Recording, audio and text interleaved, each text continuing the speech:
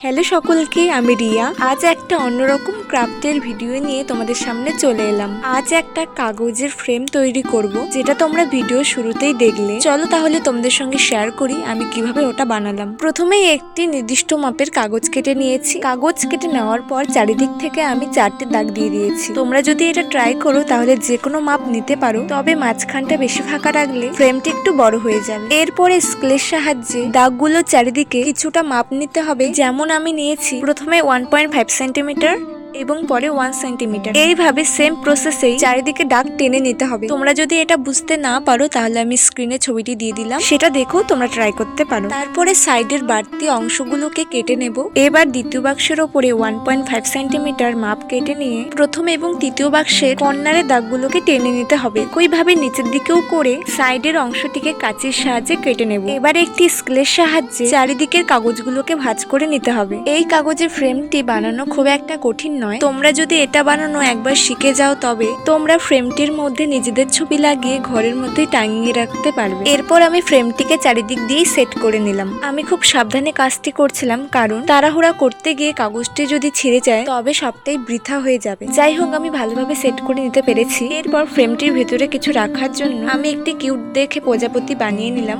এরপর আস্তে আস্তে চারিদিকটা কালার করে নিচ্ছি। প্রজাপতির কালারটি রেখেছি আমি ডার্ক পিঙ্ক এবং বেবি পিঙ্ক। তারপর আমি ফ্রেমটির ভেতরে একটি ছোট্ট কাগজকে গ্লুর সাহায্যে লাগিয়ে নিয়েছি। ফাইনালি আমার ছোট্ট ফ্রেমটি বানানো কমপ্লিট হয়ে গেছে। তোমাদের এই ফ্রেমটি কেমন লেগেছে অবশ্যই কমেন্টে জানিও। আজকের ভিডিওটি এখানেই। সবাই ভালো থেকো, সুস্থ থেকো। ধন্যবাদ।